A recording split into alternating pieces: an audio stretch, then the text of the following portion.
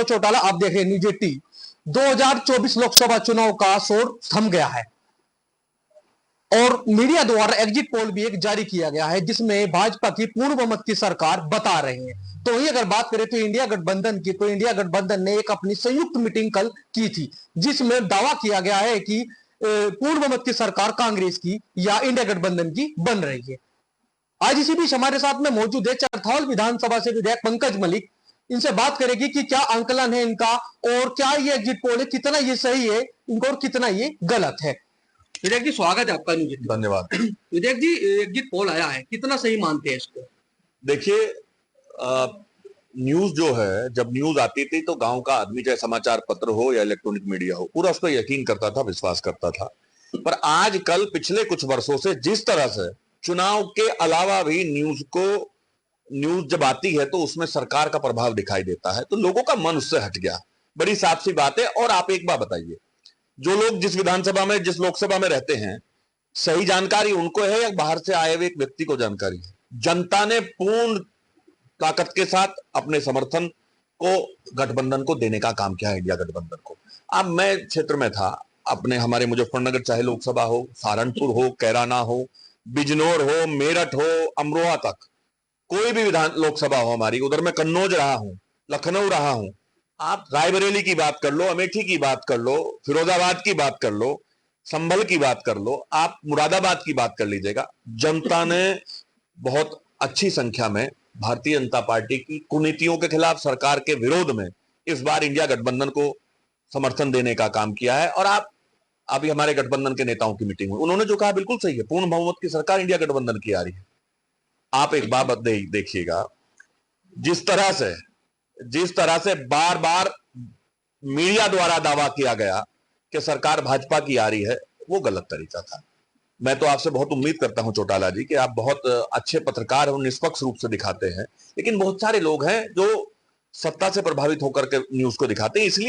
इसीलिए अब ये जो इन्होंने दिया है उस पर से लोगों का यकीन हट गया। अभी एक राहुल गांधी का बयान आया है, उन्होंने कहा कि तो मोदी का एग्जिट पोल है। बिल्कुल सही बात है, सरकारी एग्जिट पोल है, ये सत्य है, ये सरकारी एग्जिट पोल है, मोदी जी की सरकार और उन्हीं का एग्जिट पोल है। आप खुद देखिए, मुजफ्फरनगर में आप रहते हैं, मुजफ्फरनगर की सीट का वो क्या दिखा रहे हैं? 4 तारीख में जनता बताएगी ना। ये सिर्फ और सिर्फ, पता उनको भी है कि सरकार उनकी जा रही है, ये सिर्फ और सिर्फ मनोबल तोड़ने के लिए, कार्यकर्ताओं का मनोबल तोड़ने के लिए और अधिकारियों पर दबाव बनाने के लिए इस तरह का एग्जिट पोल लाया गया है। और हमारे तो नेता आदरणीय अखिलेश यादव जी ने 2 दिन पहले ही बता दिया था, एक पत्र भी जारी कर दिया था। ये तो सिर्फ और सिर्फ अफवाह फैला करके लोगों को नुकसान पहुंचा करके उनकी, और ये देख लीजिए मन की जो उनकी इच्छा है उसमें कमजोर करना चाहते हैं। क्योंकि आज आम आदमी भारतीय जनता पार्टी की सरकार को हटाने के लिए बड़ा उत्साहित है और हटाएगा। गलत मानते एग्जिट पोल, गलत है। 4 में साबित कर देगी जनता ने जो वोट दिया है उससे साबित हो जाएगा 4 में। अच्छा विधायक जी, कि लगातार आप जो है ईवीएम पर निगरानी कैंप लगाया आपने, क्या वजह है, क्या डर है आपको? मैंने अभी बताया।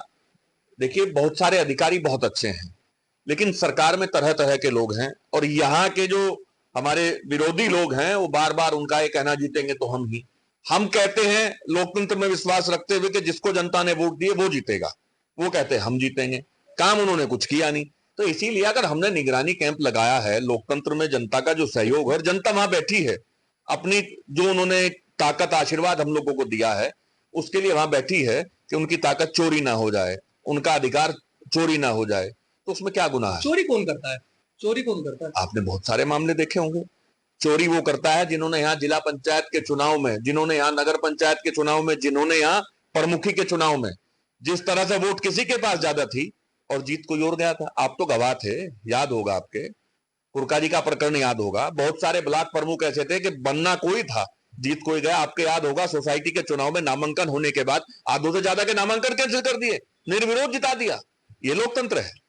और जहां इस तरह के काम होते हो सरकार द्वारा, तो वहां तो पहरा होगा ही होगा।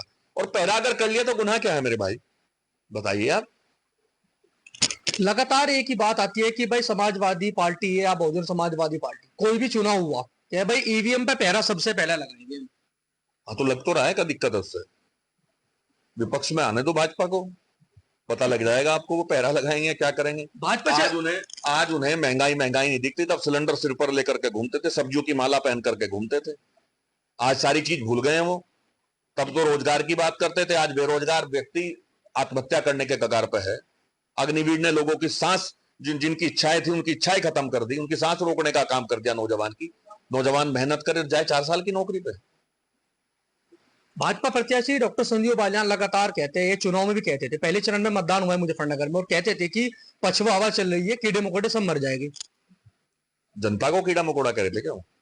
मुझे नहीं पता, उनका बयान था। वो जनता को कह रहे होंगे, चुनाव में तो जनता ने हमें वोट दी है और वो उनकी मानसिकता है। देखिए आदरणीय संजीव बालियान जी उम्र में मुझसे कुछ बड़े हैं, मैं उनका भी सम्मान करता हूं। उनके निजी बयान है, उस पर मैं क्या कटाक्ष करूं या क्या कुछ कहूं।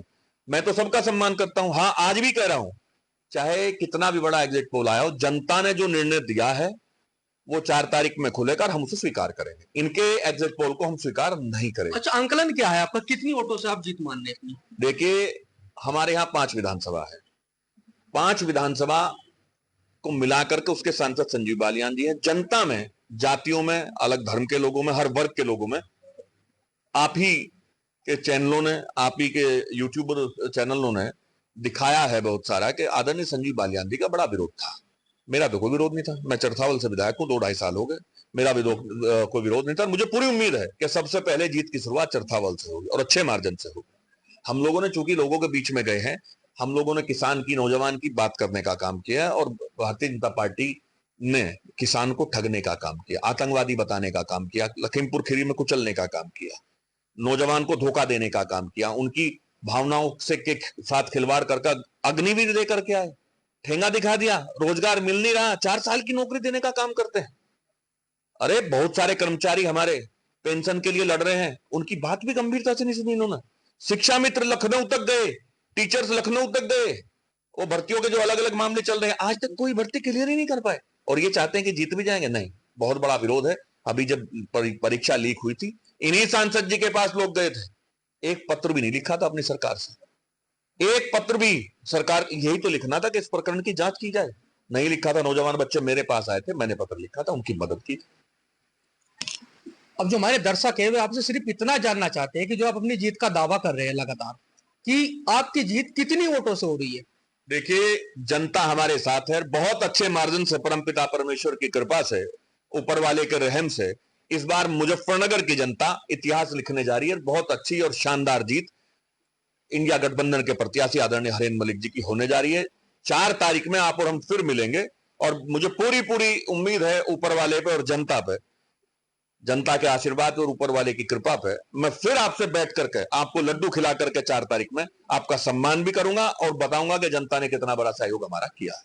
जयंत चौधरी एनडीए के साथ गए हैं, क्या नुकसान मानते हैं कुछ इंडिया गठबंधन को? देखिए जयंत चौधरी जी नेता हैं, हम उनका सम्मान करते हैं, वो जहां गए वो उनका निर्णय है। मुजफ्फरनगर की जनता ने हमें आशीर्वाद और प्यार दिया है। पूरे चुनाव की, पूरे कैंपेन में आप लोगों ने अपने पत्रकारिता के माध्यम से उसे कवर करने का काम किया है। आपको भी पता है कि हम कहीं भी हल्का चुनाव नहीं लड़े, बहुत अच्छा समर्थन और प्यार हम लोगों को मिला है और जनता का आशीर्वाद है, जनता का हम पर एहसान है और उसे हम पूरा उतारने का काम करेंगे। मुझे पूरी पूरी उम्मीद है कि इस चुनाव में जनता के आशीर्वाद से हम चुनाव जीतने जा रहे हैं। प्रधानमंत्री द्वारा नारा दिया गया कि अब की बार 400 पार। हमारे नेता आदरणीय अखिलेश जी ने अपनी हर रैली में कहा 400 पार नहीं, 400 हार। मैं फिर वही बात करता हूं, क्या क्या काबिलियत है इनकी, क्यों दे दें इनको वोट, जनता क्यों दे इनको वोट, कैसे 400 पार हो जाएगा? आप बताइए, रोजगार की स्थिति क्या है? और अगर इनके जुमलों से ही शुरुआत करो तो क्या हुआ 15 लाख का?